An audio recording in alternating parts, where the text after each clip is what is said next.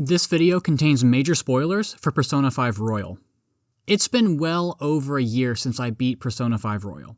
In that time, I haven't been able to stop thinking about it. It's consumed my thoughts, ingrained itself into me, and I couldn't be more thankful. It's one of the reasons I've started this channel, it's the basis for the entire aesthetic of it, and it's the greatest game I've ever had the privilege to play. I'm Ouroboros. Let's talk.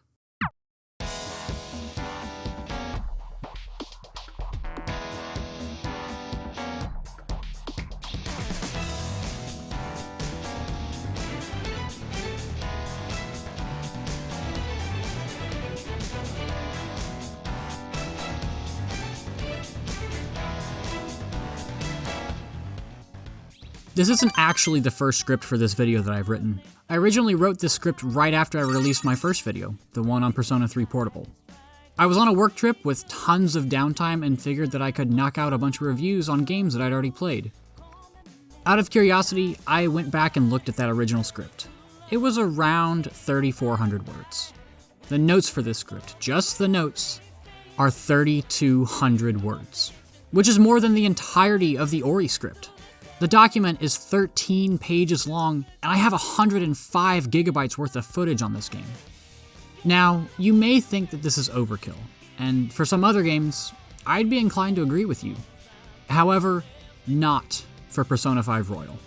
In my mind, I have to put everything into this video, show you what I've experienced over the past 2 playthroughs and 300 hours of P5R. Wait. To put it into perspective, my first playthrough was 105 hours long, and the very first thing that I did when the credits rolled was start up New Game Plus. It's the only game I've beaten and immediately craved more, after 105 hours. So this video needs to be perfect, because if I can't do that, I'm not doing this game justice. This has to be my magnum opus, because that's exactly what Atlus gave us. With that out of the way, let's begin. P5R is set up similar to other Persona games. You're a transfer student who's now living in Tokyo. However, your transfer wasn't exactly a typical one. You were falsely convicted of assault after preventing a man from raping a woman. Disappointed in your criminal record, your parents send you to live on the outskirts of Tokyo with a man named Sojiro Sakura. During the day, you play through a typical high school life sim. You'll go to school, hang out with friends, work part-time jobs, but at night, you and your friends work in the shadows as Phantom Thieves.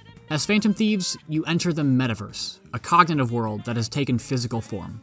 If a person's desires have become distorted enough, their cognitive shadow will become the ruler of a palace, a manifestation of those desires. By infiltrating their palace, you and the rest of the Phantom Thieves are able to steal the source of those desires, their treasure. Doing so will cause the palace to disappear from the metaverse, and the ruler will undergo a change of heart in the real world.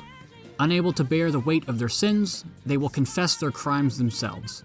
However, traditional methods are not enough to battle the demons within the palaces. Only by awakening to a persona, a manifestation of a person's rebellious spirit, can you be able to safely explore the palaces. However, this isn't a simple story. There's a wave of bizarre accidents occurring in Tokyo that are a result of people having mental shutdowns. It's unclear why this is happening. You and the rest of the Phantom Thieves make it your mission to change the hearts of corrupt adults and find the culprit of the mental shutdowns, all while avoiding the clutches of the police. Except you don't avoid the clutches of the police. In fact, the opening of the game takes place during a failed palace infiltration. You've apparently been sold out by one of your allies, and the majority of the game takes place over the course of flashbacks during your interrogation. And let me tell you, what a fucking opening. Like, holy shit, the first half hour of P5R is perfect. It's foot on the floor, pedal to the metal genius. The opening animation is already incredible, then you jump right into the casino heist. You get a bit of characterization of Joker. He's confident, flamboyant, and suave. This isn't your typical JRPG opening. If the first 30 minutes of P5R didn't immediately hook you in, you're just dead inside. And we immediately get an idea of the stakes before there's any context as to what's going on. You fail and you go to jail. This isn't a story about others being in danger. No, your life is in danger. And throughout this, the game finds creative ways to merge storytelling with the gameplay. You choose your name by signing a false confession, and the diary that Sojiro gives you is how you save the game. Obviously, there's foreshadowing with Joker's capture, but you also have Lavenza coming to you in the interrogation room saying that this is an unjust game, and Igor saying that the game is over if you get a game over. Even Sojiro mentions a young girl who died in a car accident at the beginning of the game. So while it's incredibly entertaining to play through your first time, repeat playthroughs become so much more rewarding because you pick up on all these subtle hints that Atlus dropped on you. But the genius doesn't stop there, because they do such an amazing job of making you absolutely hate Kamoshida. The first arc is easily one of the best in the game, and it really comes down to his characterization. From Ann's gloomy look to getting into his car, we can tell something is up. But as soon as we get into his palace, you just know this guy is an utter bastard. I honestly think that Atlus would have had him completely naked if they could have gotten away with it, because a lot of the camera angles in his early cutscenes almost seem to censor him. It all comes to a head when Shiho jumps off the roof. This scene is just so well done. There's so much lead up to it with her, Ann, and Mishima, but I feel like the execution really sells it. It's almost unceremonious. There's a brief cut to Shiho up on the roof, and then we just see her jump. There's no dramatic speech, it's very matter of fact. But I like the follow-up the most. All of the students are gossiping and taking videos with their phones, which is so twisted, but so realistic. It's exactly what would happen at a high school. And this serves as the catalyst for the formation of the Phantom Thieves. Everything from their confrontation in the PE faculty office to Kamoshida's confession is pure storytelling brilliance. So we go from an incredible first 30 minutes to an amazing first story arc. Of course, the celebration dinner post-Kamoshida is a nice touch. While Ann and Ryuji were once friends, the Phantom Thieves at this point, and of course later down the line, are really just a group of misfits. It's a really big departure from Persona 4, where the investigation team was comprised mostly of a core group of friends. And this really plays into the themes of the game. Rebelling against society, freedom to make your own choices, and breaking the labels people have placed upon you. It also serves as a way to set up even more events. This is the first time we're introduced to Shido outside of Joker's flashbacks, and we also get to see a lot of adults making light of the news of the Phantom Thieves. Obviously, Shido is going to become relevant to the plot later on. For one, he wouldn't have a portrait or even be introduced here, and two, there's no way Atlus would go and grab Keith Silverstein to voice a random character. I really like when P5 gives us insight into the public's cognition. It happens a lot like the aforementioned Kamoshida dinner, but we also get it from the whispers during some of the transition scenes, as well as the media reports. P5 really delves more into the collective conscious and unconscious than its predecessors, and these little tidbits really add up over the course of the entire game. That leads us into the next arc, which is Madarame. And this is definitely a big shift from Kamoshida, where Kamoshida was very openly and publicly an awful person. Madarame puts up a much larger facade, and even has Yusuke on his side. He's staunchly against all of the accusations you throw at Madarame. Even once he fully awakens to his persona, there's a hint of sadness in him throughout the palace. But that all changes once Madarame reveals that he let Yusuke's mother die. It's exactly what he needed to hear to kill off any doubt that Madarame is a despicable tyrant who deserves no mercy. But despite finding the resolve to change Madarame's heart, Yusuke carries that burden with him throughout the rest of the game. It's not exactly easy for him to abandon the man who raised him. I know people have some issues with the next arc about Kaneshiro, and while I agree there are some weaker aspects to it, I think a lot of those complaints are blown out of proportion. For one, I really like how much Makoto is integrated into this section. She's introduced way earlier, so it feels like she's a person who has gotten sucked into the metaverse, rather than just a character you meet because of the plot. I like interacting with her, Maruki, and Sumire during the cleanup event. It's nice seeing the new royal characters get some screen time, and Maruki failing at the Salt Bay Sprinkle is just hilarious. Haru gets a little screen time in passing before her arc, but not nearly as much as Makoto. I wish Atlus would treat characters like this more often. I think it's one of the reasons why people like Makoto and Naoto in P4 so much. Obviously, you can't do that at the beginning of the game because things have to pick up at some point. Regardless, Makoto's integration into the story is really well done, and not just her, but Akechi and Kobayakawa. It's setting up so many important players, and their interactions with each other are so vital to Makoto's character development. I will admit that Kanashiro is a bit lacking in the character department. He's really just a stereotypical mob boss, but I honestly think it works. For one, there's natural foreshadowing to it. People mention how it's getting dangerous in Shibuya, and the Phantom Thieves talk about how they need to find another target who's even more high profile than Madarame. He's a big-time criminal who even the police are having a hard time tracking down. He's a threat bigger than just some high schoolers. It took until my second playthrough to really grasp how good this arc is once you get past Kanashiro's lack of characterization. Quick side note, do you remember before the game started about Igor's contract saying that any similarities are purely coincidental? Yeah, no, that's just not true. Pretty much all of the villains in this game are based off a real-life person. Lady Virgilia made a really awesome breakdown of the inspiration for the Palace Rulers. I'll link it in the description. At this point, the game feels fairly formulaic. You find a corrupt adult, you steal their heart, and they confess their sins to the public. That's why Futaba comes at the perfect time. It's a big shift to have the Palace Ruler be your next party member. It's also a big change because usually the ruler gets negative development during their arc, whereas Shadow Futaba gets positive development. The little picture puzzles do a great job of giving us insight into exactly why she has fallen into such a deep depression. Sojiro gave us a summary earlier, but we get more details in the palace. And this makes up for the lack of development we get from Futaba during the arc. Most of her story comes after you finish her palace, and you don't get to use her as a party member during the pyramid. However, you don't really feel bad about getting her at the end because she becomes the new Nav, so it's not an active detriment to not have her here. The music also tells a good story. It's more somber than the previous palace themes, and God, it's called When Mother Was There.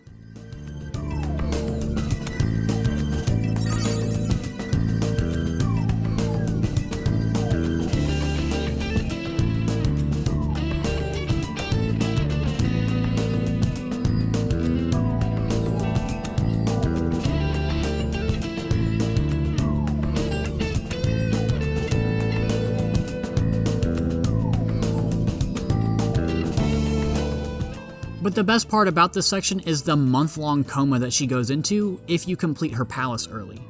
Sojiro is like, oh yeah, this happens, she just needs some sleep, and then there's like 25 days left before the deadline. During this arc, we also get more setup for future events. Most notably, your little lunch date with Sumire and Akechi. Sumire says that she disapproves of the Phantom Thieves because she believes that people need to change themselves in order to truly grow. You also have Futaba saying that she'll never live a life decided by someone else. And finally, you have Makoto foreshadowing the existence of Sai's Palace. There's just so many hints to future events or themes that you probably won't pick up on your first playthrough. I know there's people who say that there are a lot of filler segments like the Hawaii trip, but you're playing a life sim. One of the biggest appeals of Persona is putting yourself in the shoes of a high school student and enjoying these interactions with your peers. So, suck it up, I guess? I always thought that was a really stupid gripe to have with this series because that's the point. It's a life sim. Not everything is going to have important story relevance. I also hear a lot of people say that Sumire feels forced. I can't really compare Royal to Vanilla since I've never played Base P5, but like I said earlier, a lot of your interactions with her are heavily hinting at the events of the third semester. And honestly, they're just nice. She's just a really upbeat and positive person. While she doesn't become a member of the Phantom Thieves until very late, I feel like this makes her even more unique and interesting. It makes her feel more like a person instead of some contrived plot device. She doesn't fall into the typical meet new character, go to palace, have awakening, join party formula. Atlus introduced and developed a character consistently before turning her into a party member. Sound familiar? But that leads us into the community's least favorite part, the Okumura arc. More specifically, when Morgana leaves the Phantom Thieves. While I agree that Haru needs more development, and that her characterization was cut in favor of focusing on Morgana, I think that this hatred is blown out of proportion. For one, it's not like this comes out of nowhere. Morgana has been slowly losing faith in himself since Makoto joined the party. She kinda becomes the second in command, and it becomes even worse when Futaba takes over as Nav. He's constantly trying to reassure himself even in the face of recurring nightmares, and Joker is really the only one who can see his self-doubts. These feelings have been boiling over for a while now, and the Hawaii trip was kind of the tipping point. He won't even look at you when you finally leave, and I think this is a really natural reaction to someone who's desperately trying to become human. Even if you do hate this section, it only lasts like 4 days, it's not even that long. Again, I think that Haru was definitely shafted to make way for this story. It's okay to be upset about that. But to say that this was poorly executed is just wrong. I do wish that Atlus wouldn't have shown Akechi killing Okumura after his boss fight. I think it would have given more weight to Haru's wavering trust in the Phantom Thieves, the confusion within the team, and the fake calling card in Kobayakawa's office. I do think Kobayakawa's death is a little sad. Yeah, he wasn't a great person, but as the story progresses, he realizes that he made a mistake associating with the SIU director and starts to panic. He was literally on the way to the police station to report them when he suffered a mental shutdown and was hit by a car. This would help add into the Phantom Thieves' questioning during this time. They realized that they were manipulated by the media and bought into their own hype, which is a really natural reaction from a group of misfit teenagers. It's an interesting concept that I wish was followed through more. I think it would have made P5 even more relevant to today, given how much of the public's cognition is influenced by what we consume online. And that leads us back to the start of the game, the casino infiltration. The reveal for Sai's Palace is completely different from the rest. It's almost dreadful. The Phantom Thieves just slowly walk up to it as the camera pans up. It does so much to add to that suspense. You've finally gotten context for everything that you saw 70 hours ago. You finally completed the puzzle, so going through the escape sequence is so much fun. Everything is exactly the same as the opening. It feels like everything has come full circle, and you can't help but smile as soon as Life Will Change starts playing.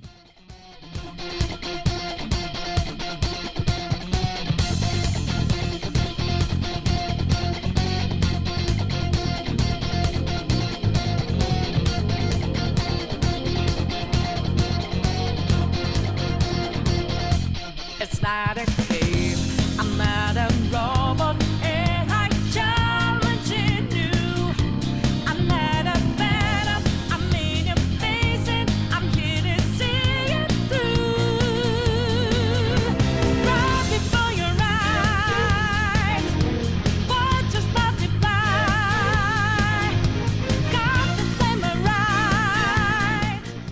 At this point, you should really know who the traitor is. Akechi just knows a little too much about the metaverse. But the reveal is just so good. His new portraits are so well done, and Robbie Daymond does an immaculate job voicing his Shift.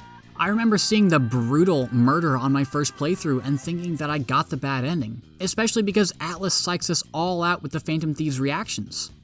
Of course, my boy Ryuji is there to stomp out those fears, but man, they really let that scene drag on just to toy with us. And it's weird to have a game where the characters have more information than we do. It's a nice touch because there's so many times when we scream at characters for making stupid choices. It even makes sense within the story. Joker's memory is hazy because of the drugs during the interrogation, so he can't remember these details. The plot that they came up with to save Joker is so elaborate and high stakes, it's nearly impossible for anybody else to guess what they're planning. It's such a great and memorable segment in a game filled with awesome plot moments. But it's not as good of a moment as the Shido calling card. God damn, I love this moment. It's so hype, and Shido challenging you after, despite all of his knowledge about the metaverse, is just the cherry on top. Shido is Joker's antagonist, like Madarame is to Yusuke, and Kamoshida is to Ryuji and An. He's so corrupt, he's willing to potentially kill himself to stop the Phantom Thieves. Seeing all your confidants cheer you on, and Sojiro mouth off to the police before the fight is just... Then you get to the fight, and Rivers in the Desert starts playing during Phase 2, and it ends with a 1v1?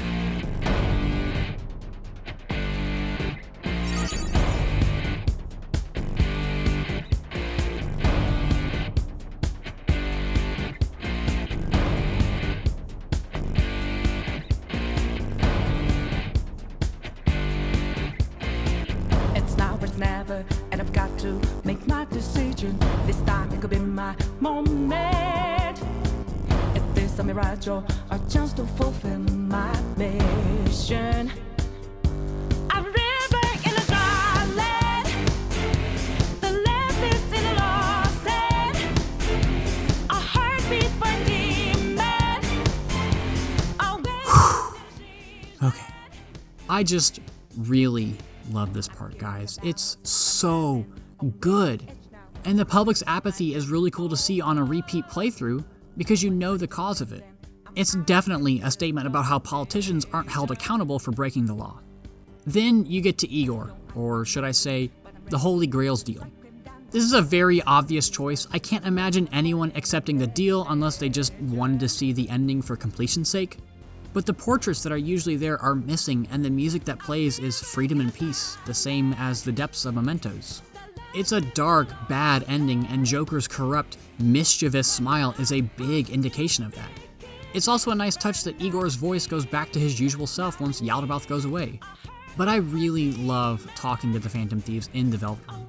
Their will of rebellion is gone, and it's up to you to restore it. It's like reliving the entire game right there.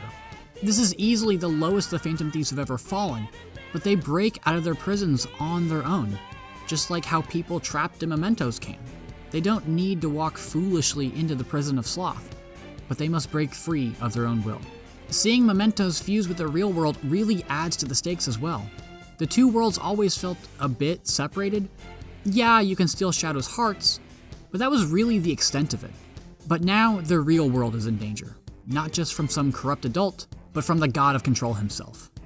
And as you climb up the Qliphoth world, you encounter the 4 archangels of Judaism, which further cements Yaldabaoth's status as a god. I know people like to rip on the power of friendship in games and anime, but I think Persona is one of the few times that it actually works. For starters, half of the game is dedicated to building up bonds with your friends. Igor even mentions at the beginning of every game how important it is for you to spend time with people. But you also have to remember that this is the cognitive world at this point. People placing their trust and believing in you has a tangible impact on how strong you are. I know it's kinda tropey, but this series is one of the few times when I'm okay with the power of friendship defeating the big baddie at the end. And the cherry on top is syncing up our light with Sataniel delivering the final blow. But since this is Royal, the game's not over. We get the 3rd semester and everything seems like it's going well. Extremely well. Too well.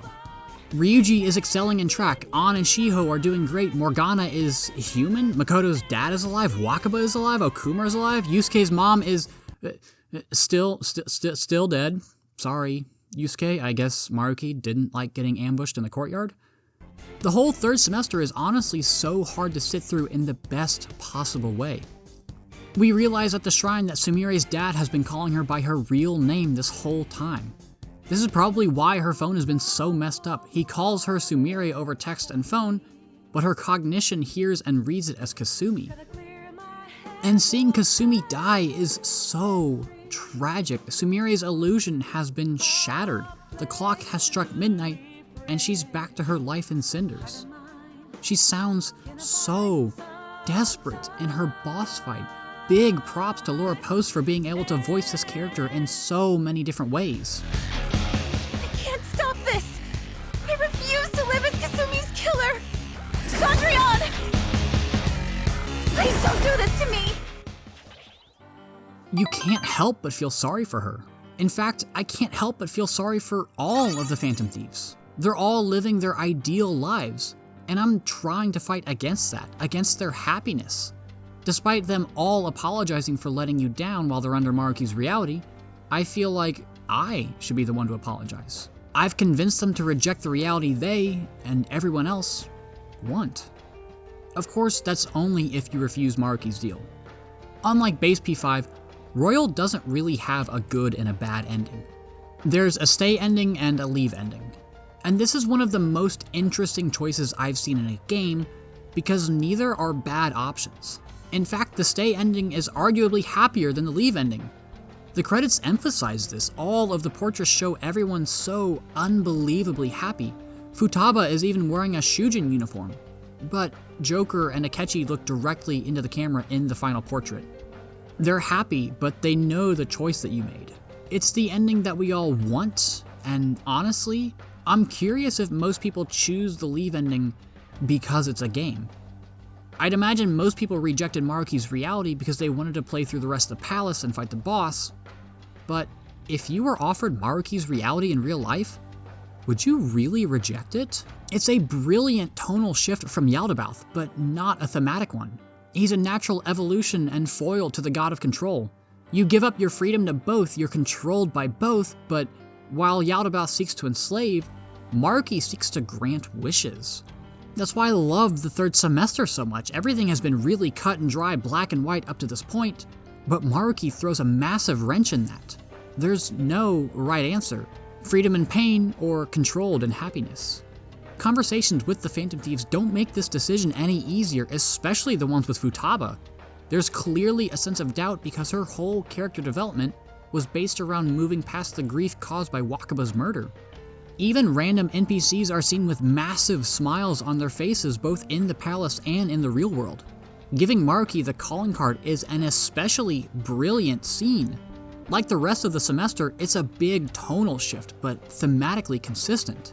Where the previous calling cards were big, bombastic moments, Maruki's is small, intimate, and completely subdued. It's a simple, hey, here's the calling card, and he responds with, I'll be waiting for you. There's this mutual understanding between them all. The Phantom Thieves fought hard for their freedom in the old world, and Maruki sacrificed everything to help people in the new one.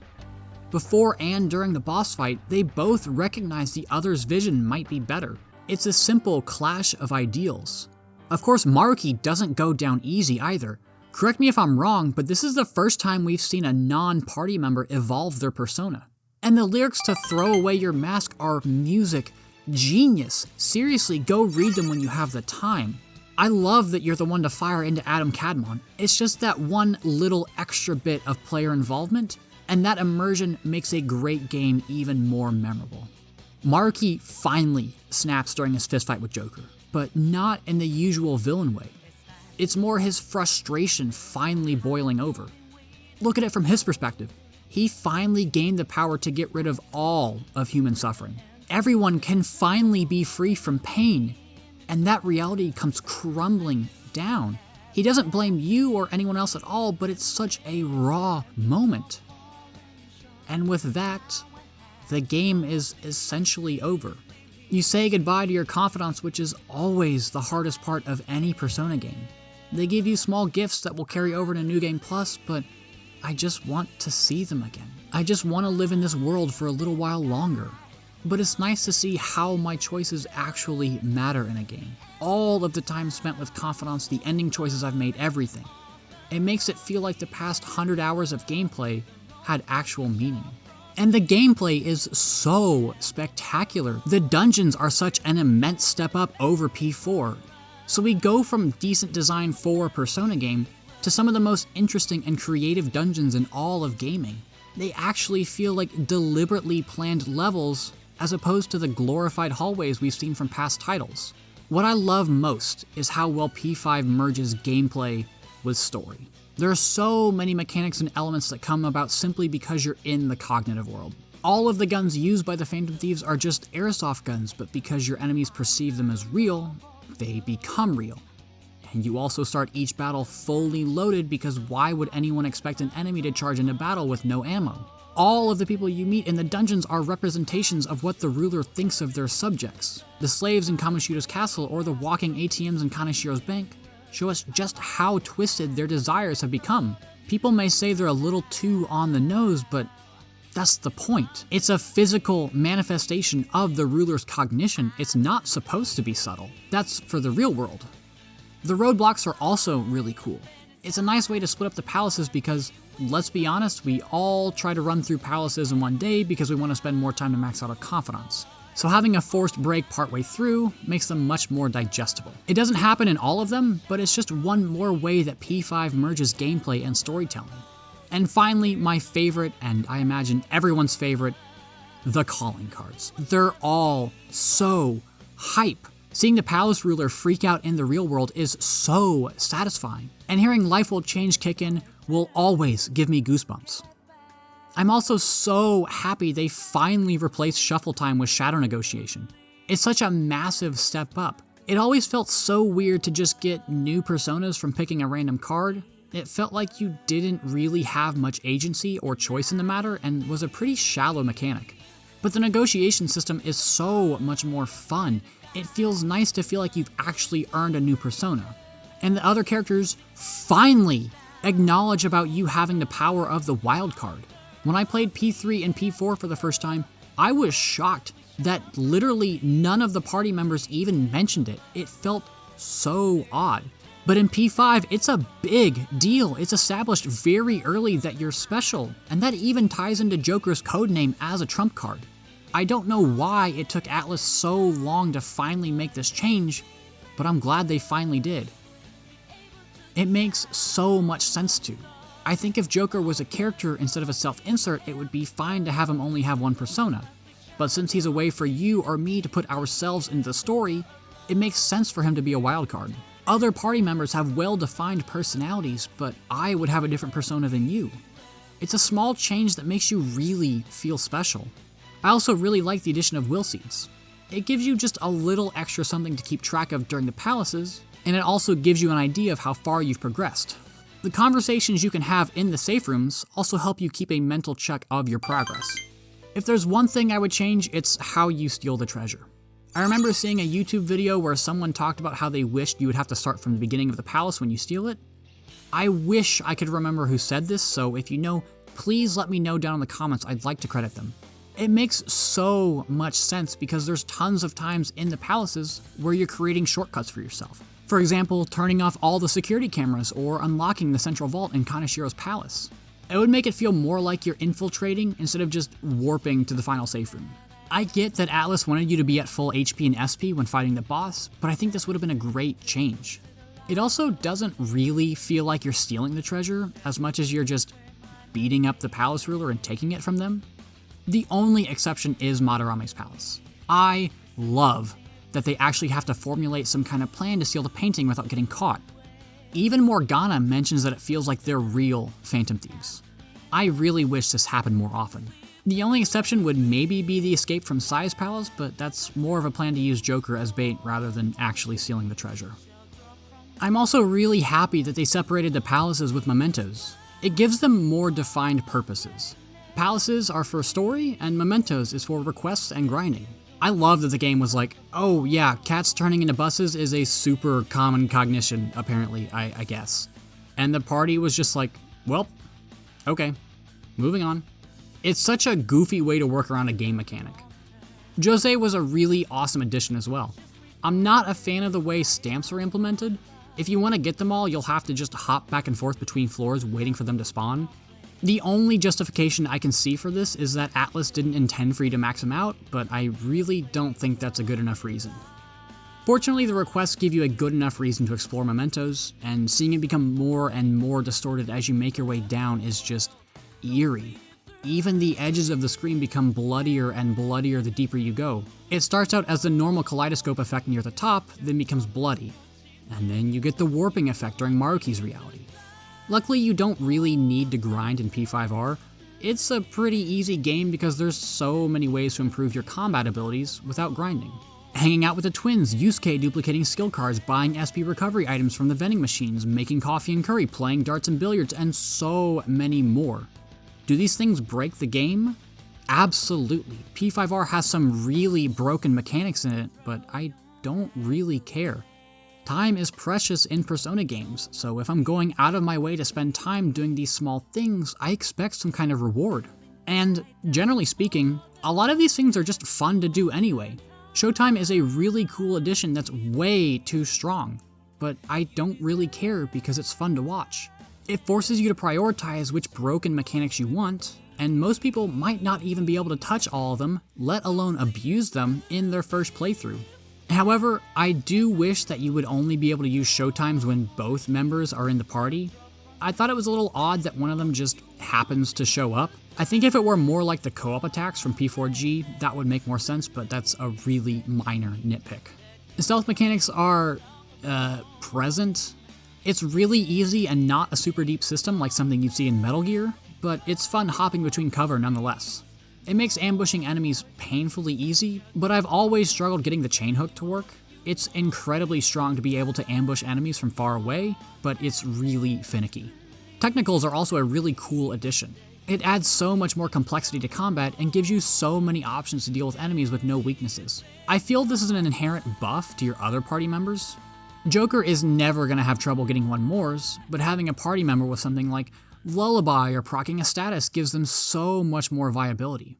My favorite combination is putting a shock chance on guns. It gives you a very easy way to down multiple enemies right off the bat. Again, is it balanced?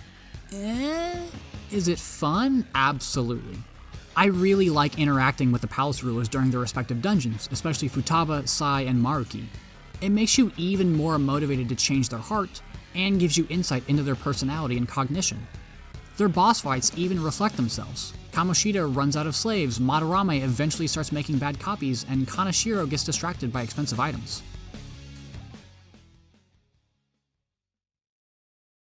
Hey, it's me.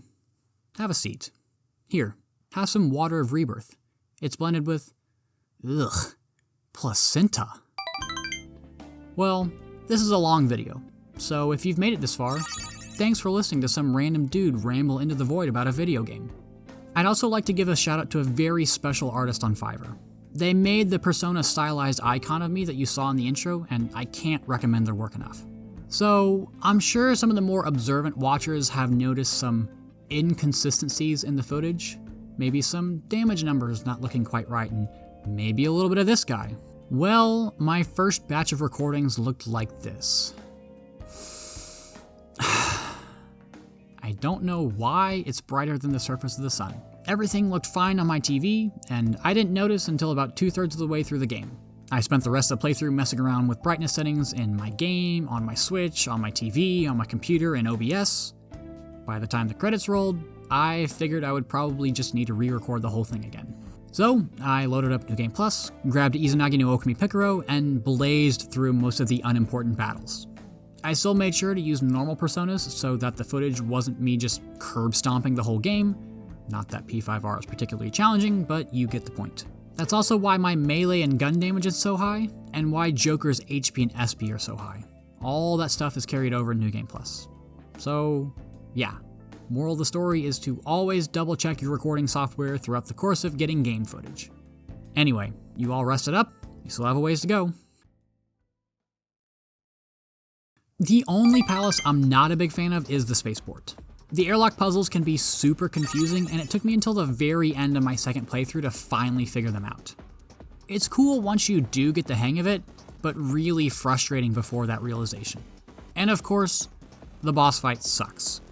It's the only part of the game that's timed, which seems odd to bring in during a boss fight, and there's tons of dialogue during the fight. So unless you know exactly what you're doing, you're gonna fail at your first try. The whole fight is really just one big DPS check. It reminds me a lot of the Fatalis fight from Monster Hunter World, except, it sucks. Where in Monster Hunter, your ability to deal out damage is directly proportional to how well you know the fight and can engage in the game's mechanics, in the Okumura fight, your ability to deal damage is directly proportional to how well you ignore all of the mechanics you've been taught. You can't use all-out attacks, and I don't understand why. The whole combat system revolves around knocking down as many enemies as you can so you can finish them off quickly, but here you just can't?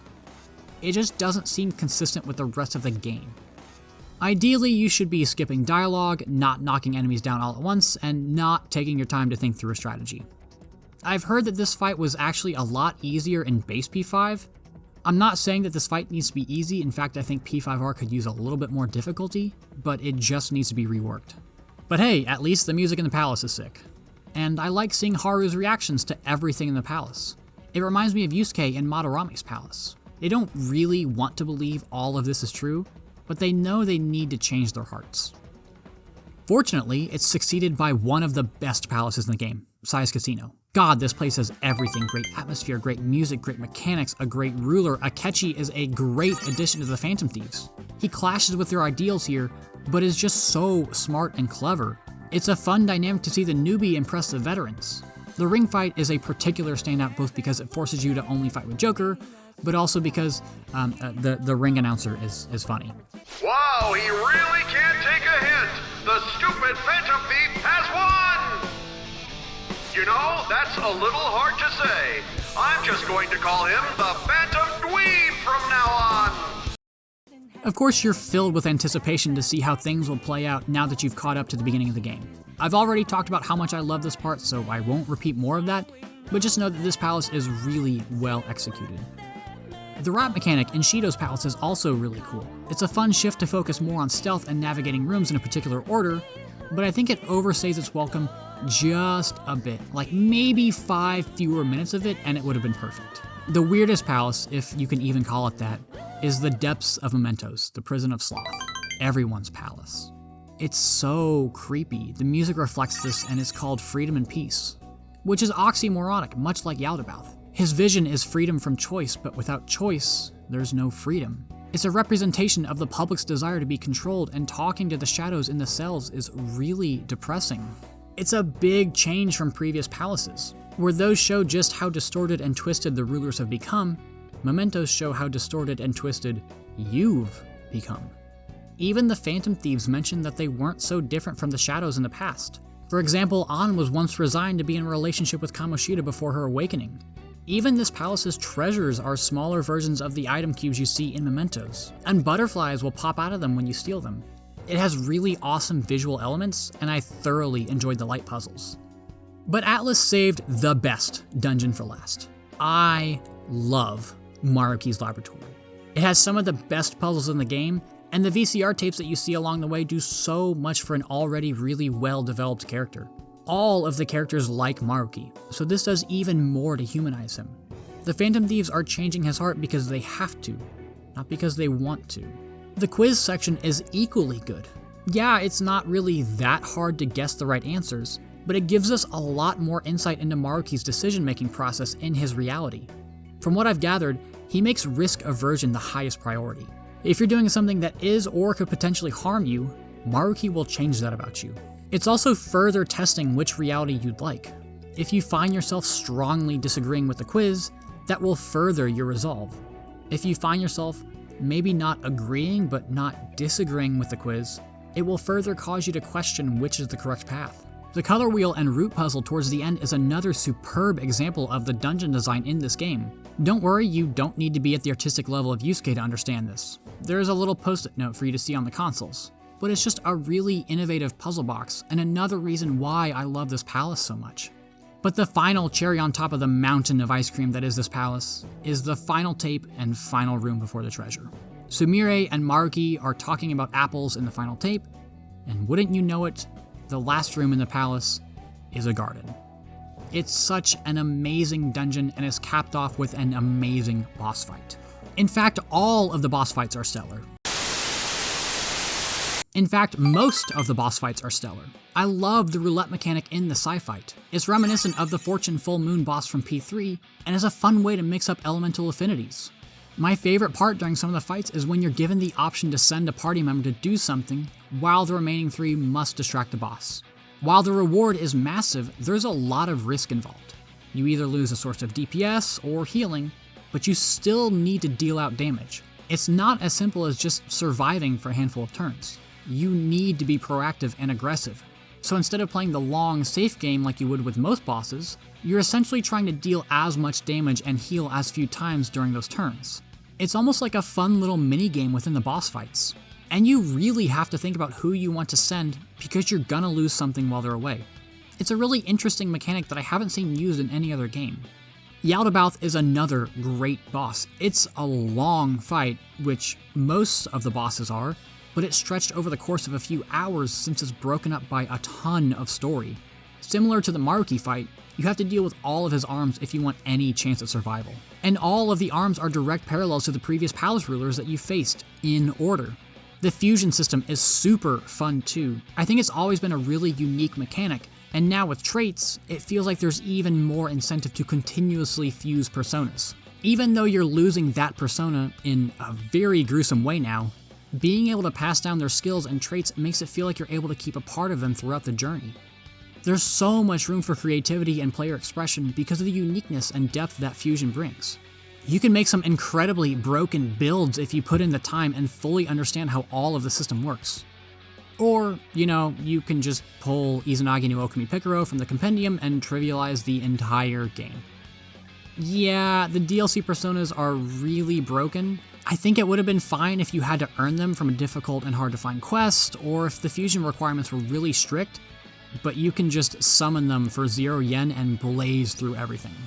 But now we get to my absolute favorite part of Persona 5, the presentation. Holy shit! This game looks so damn good. Right off the bat, we are hit with godlike art direction, foreshadowing, and music.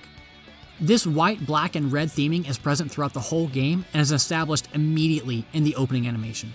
Lyn is the voice of Persona 5, both the mainline and the spin-offs, and I can't imagine playing it without her work. She dominates every single track she's in, and that's no different here. And we even get hints to the game. Sumire is a big highlight, and the Phantom Thieves smashing skyscrapers is reflective of their ideals. It's just so stylish and suave and charismatic. You can't help but feel yourself get hooked in before the game even starts. The anime cutscenes are also really well done, although I feel like they should have picked when they placed them more deliberately. There are the obvious ones like the intro at the beginning of the game and Joker's Awakening, but then there's also random ones like the Phantom Thieves driving to Futaba's palace.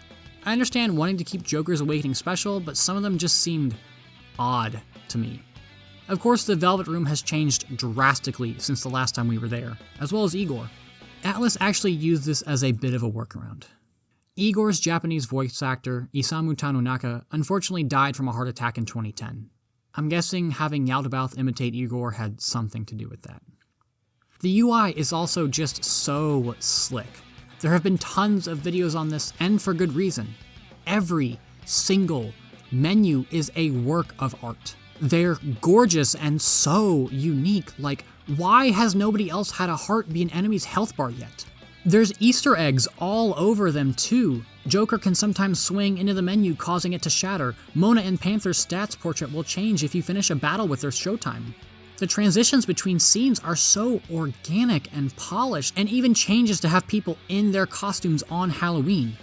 And all of these things shouldn't really work. The letters and numbers are misshapen and not centered. The battle UI isn't a list of commands on the bottom of the screen, but rather a circle of options that surround the character. Dialogue boxes move while someone is talking, yet it just works. It just does. There's never any confusion on what button you need to press. You can always read everything clearly. It's nothing short of absolute genius.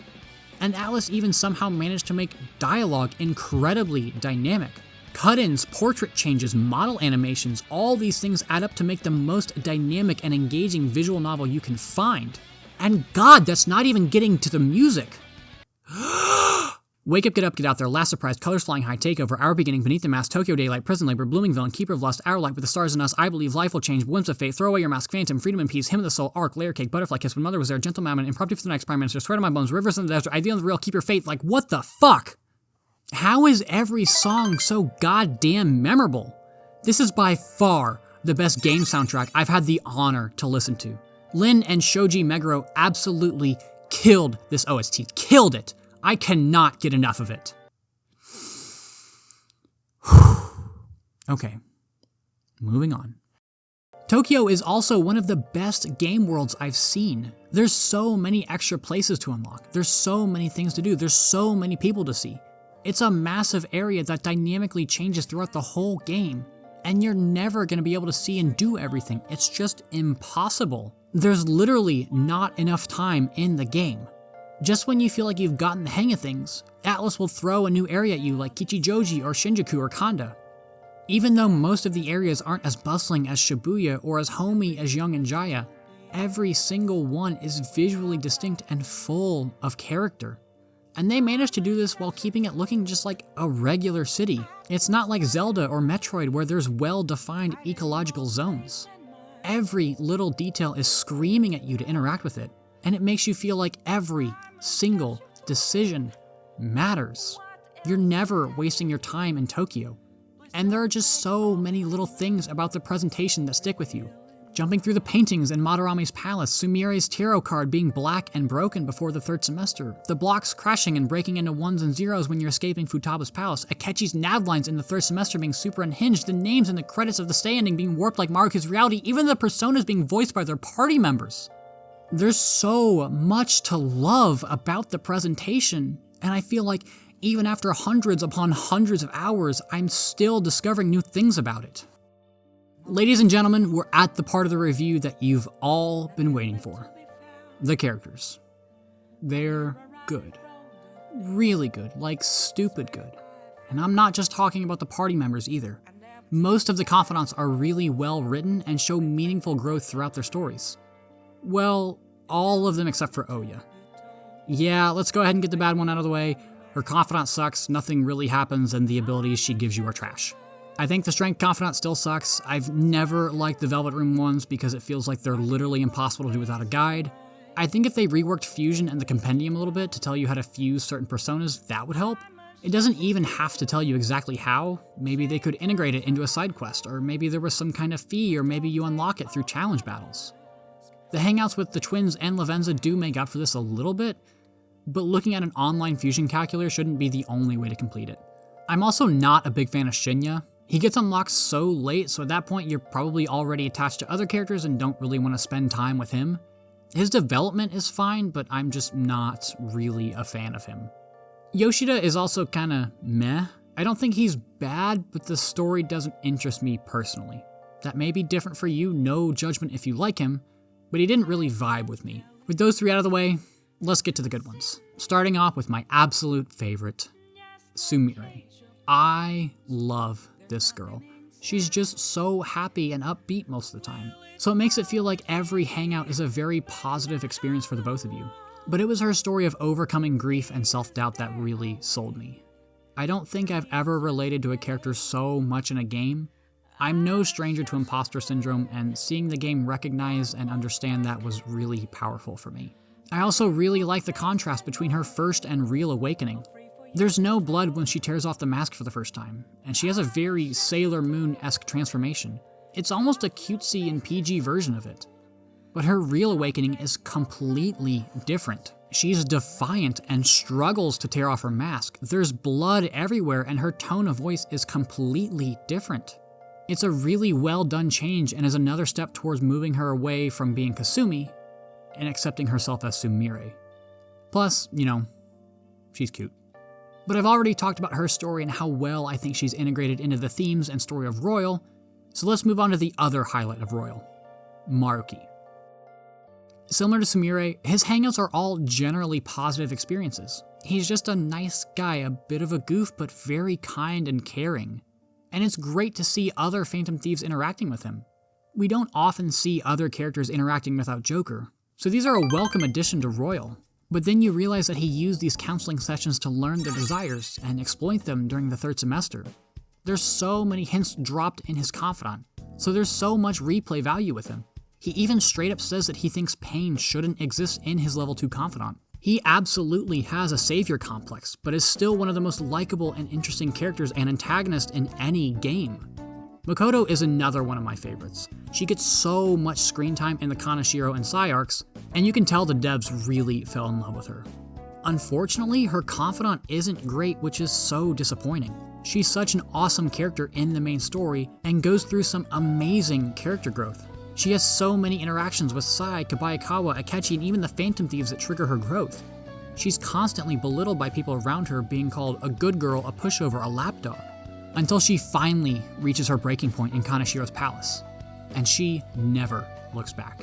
That intense confidence and sense of justice never wavers until she's trapped in the Velvet Room.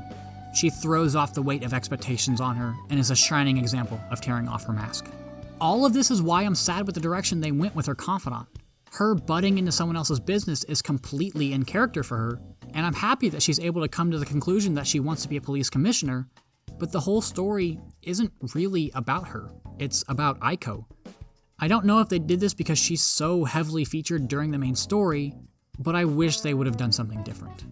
However, one confidant I wish would have highlighted a different character more is Ans. Shiho is mentioned every now and then, and she appears in rank 9, but I wish it would have been more about her and An, rather than about An and Mika. I think Shiho should have gotten her own confidant, but if we have to stick her in An's, she should have had more of a focus. I'm honestly really surprised Atlas didn't have us go to the hospital or rehab with An. I think it would have made for a really emotional segment because the rank 9 on the rooftop with the two of them is super good. It's a testament to how far the three of you have come since the Kamoshida incident and is a massive growth milestone for the two of them. An is determined to excel in her career, and Shiho has overcome the despair of her past. And the crazy thing is, I don't even hate Mika. She makes for a great antagonist to An and is a foil to her naivete. Sojiro is easily one of the best characters in the game. He goes from being incredibly strict and harsh on you at your arrival to literally crying when you leave. At first, he really seems like a womanizer, constantly saying things like, "I don't save guys' numbers in my phone." But then you realize all of the calls he's getting are from Futaba. And people are always antagonizing him about Futaba and Wakaba. Sai and Futaba's uncle are constantly harassing him, even though he's tried to leave his life of government work. I love his confidant because it's so intertwined with Futaba and she makes tons of appearances in it. While part of the main story, the scene with them on October 26th is just incredible. It's so good and is one of the most memorable parts of the story. Jameson Price and Erica Lindbeck sell this scene so well. Stop this nonsense! Why won't you believe me? Are you the same as everyone else? Didn't you know already? The way Mom died wasn't normal! Didn't you notice that her research was stolen by someone? Sojiro! It's so raw and emotional, but there's even more payoff if you choose to finish out Sojiro's confidant. His rank 9 when he starts crying over Futaba calling him dad, and then visiting Wakaba's grave in rank 10 both serve as a massive payoff to both of their character arcs. He's finally grown to accept you as one of his own, straight up says Futaba is a better person because of you, and even calls you family. He's such a standout character in the game, and almost always serves as a calming figure, especially with that silky, smooth voice. Akechi is another great character for the exact opposite reasons. While Sojiro is calming, Akechi is absolutely insane. It's nice to see him and Joker build up that rivalry throughout the Confidant. We can even see that in the darts minigame. Akechi only hits bullseyes, unlike any other character. Once Pancake Boy shows a glimpse into his real self during the Mementos duel, things really take off. Akechi being completely serious when he tells you that he hates you is such a shocking line. We know there's something a little off about him. There's more to him than just his disapproval of the Phantom Thieves, but this should really tip you off that he's a traitor. And it's the beginning of the game setting him up as a fallen and dark juxtaposition to Joker. It's where we can see the seeds of Yaldabaoth's game. Joker has chosen rebellion, and Akechi has chosen chaos. Their metaverse outfits are also indicative of this. Joker is black with red highlights and has a thief motif, but Akechi has white with red highlights with a noble motif. I love how drastically his voice shifts from his collected, public facade to his psychotic inner self during the third semester. It really reinforces the idea that Akechi was never sane, but was a manipulative psychopath from the very beginning. And the crazy part is that he doesn't really have a redemption. Yeah, he saves the Phantom Thieves in Shido's palace and helps them fight Maruki's reality, but those are entirely for selfish reasons. He was always used as a puppet by Shido and Yaldabaoth, but this is the only way for him to rebel. He remains a villain until the very end. And there's a reason I say villain and not antagonist. He's not a good person. He never was and never will be. Ryuji has to be one of the most likable characters in P5. He's so high energy, upbeat, and has so much character growth. Even he recognizes it, which I think makes it all the more special. He accepts that he was angry because he was an outcast, but is happy that he's grown out of it. He even moves on from the track team, understanding that he isn't defined by athletics and that his new home is with the Phantom Thieves. It's tough to throw away everything you've ever wanted, and he does it twice. Once during his confidant and another during the third semester. He even says, "We're counting on you, Mona," when Okumura's palace starts to collapse. He's so thankful to you, and that recognition is super rewarding once he finally reaches rank 10. Yusuke is the last one I want to touch on. Honestly, I could make a standalone video on all of the characters, but as you can see by the length of the video, I'm really not in the mood to do a 3-hour long review. He and Futaba are two characters that really grew on me the more time I spent with them. At first, he just kinda seemed like the stereotypical quirky artist, and while he doesn't grow out of some of that social awkwardness, it's his confusion about the human heart that really intrigued me. His whole confidant is him trying to find himself after losing both his mentor and father figure, and he really struggles to pick up the pieces in the beginning. He's so desperate to try to make a name for himself so quickly that he tries to force his art. It's a combination of greed and pride that slowly creep up on him, but he eventually realizes this. And the scene when you and him go to Madarame's house is really special. Madarame wasn't like Kamoshida, a worthless scum. There was a little good in him. That's why he adopted Yusuke. Yusuke's resolve doesn't falter during his confidant, but rather shifts. Shifts from needing to be the best artist to simply wanting to make beautiful paintings. And I couldn't mention Yusuke without mentioning that goofy scene in the Kanda church. There's so many goofy dialogue options during the confidants. Some of my favorites are Beep Boop, when Makoto talks about other people thinking of her, when Chihaya asks if you're into older women and you respond with, "Hell yeah I am," and telling Kawakami that the age difference is the best part of your relationship. What the hell is this game? It's not much, but that little bit of sass can make choosing a dialogue option so much fun. The best is when you unlock the Infinity reading from Chihaya, so you can pick all the goofy dialogue options and then make up the confidant points. I'm so happy to see all the confidants now give you meaningful abilities.